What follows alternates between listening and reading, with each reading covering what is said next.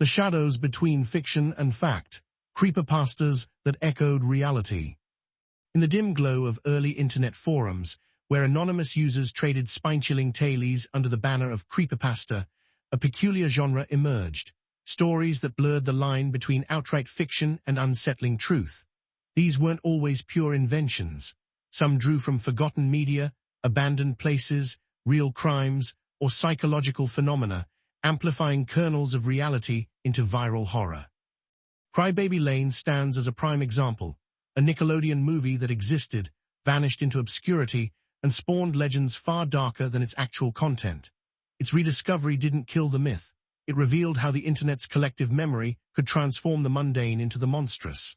This essay-style exploration delves into Crybaby Lane and its kin, examining how creepypastas often serve as modern folklore, rooted in verifiable events, yet embellished for maximum dread. Crybaby Lane, the lost film that was never truly lost. October 28, 2000, Nickelodeon aired Crybaby Lane during a Halloween special. Directed by Peter Lauer, the film follows two brothers who hear ghost stories from a local undertaker, played by Frank Langella.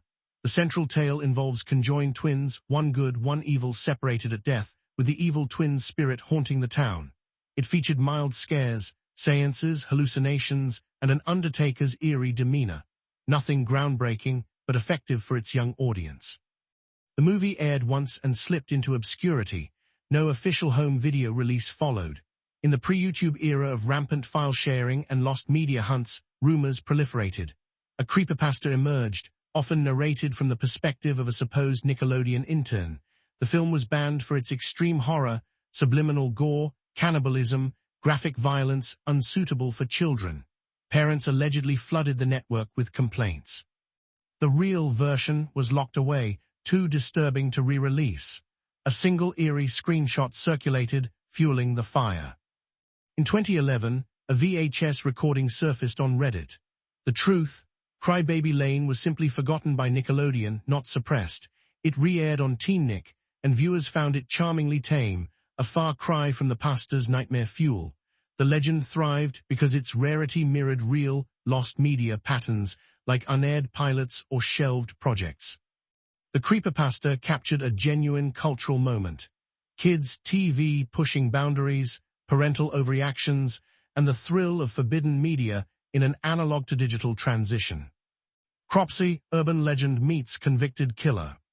Few creepypastas ground themselves as firmly in horror as the Cropsy legend of Staten Island.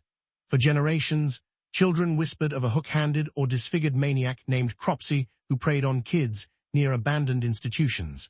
The story evoked classic boogeyman tropes, amplified by the eerie ruins of Willowbrook State School, a real facility exposed in the 1970s for horrific neglect and abuse of disabled residents. The legend wasn't baseless. In the 1970s and 1980s, several children disappeared on Staten Island.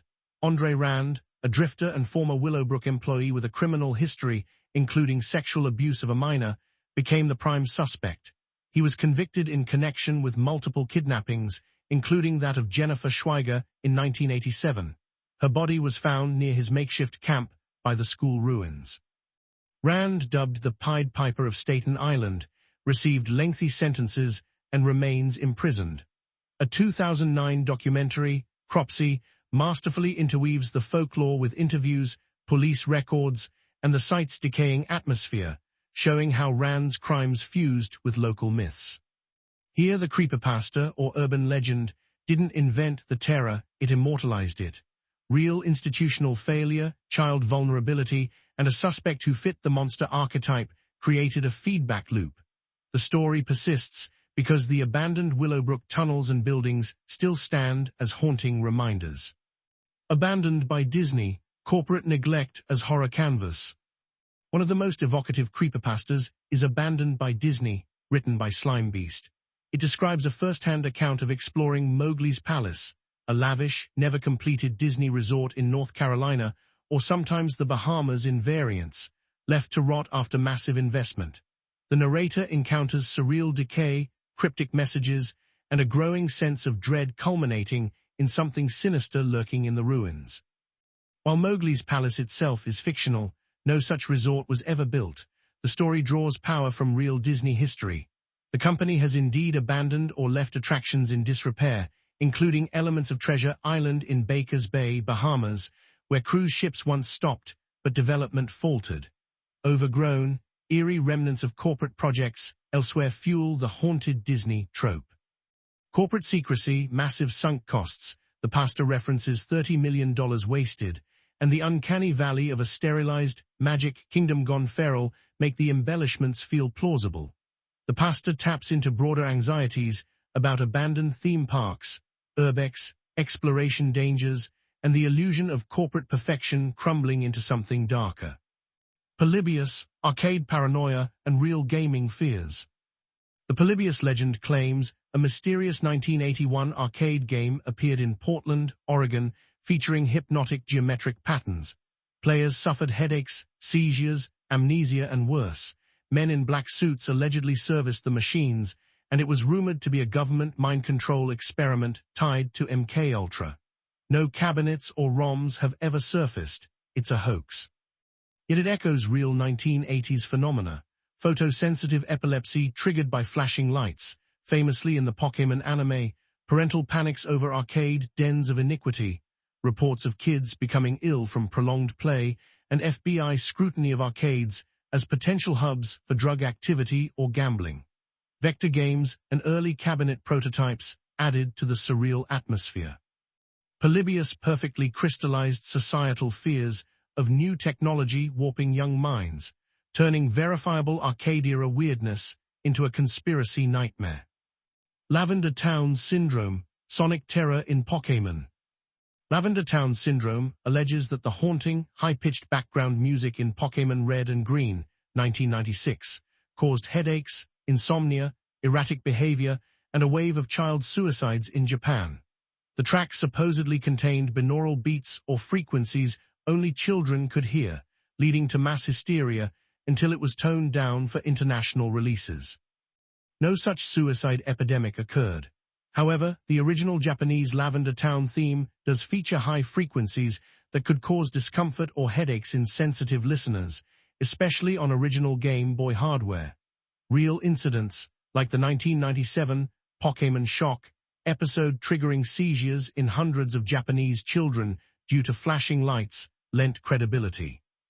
The pasta amplified genuine concerns about media's psychological impact on kids, turning a genuinely eerie soundtrack, meant to evoke a haunted graveyard town, into folklore.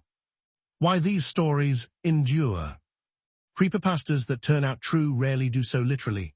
Instead, they amplify real phenomena, lost media hunts, institutional horrors, technological anxieties, unsolved crimes, and corporate abandonment into shareable nightmares. The internet acts as a digital campfire, where partial truths spread faster than facts.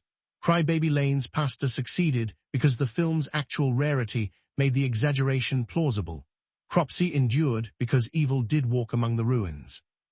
Abandoned Disney sites, arcade panics, and unsettling game audio provided fertile ground for myth-making. In an age of abundant information, these tales remind us that reality can be plenty horrifying. Abandoned asylums, forgotten films, erratic strangers, and glitchy childhood media don't need full embellishment to chill. Yet the myths persist, evolving with each retelling, proving that the boundary between story and truth is thinner than we admit. The next time you stumble upon a banned episode or true encounter online, dig deeper. You might find not just fiction, but the unsettling echo of something that really happened, lurking just out of frame.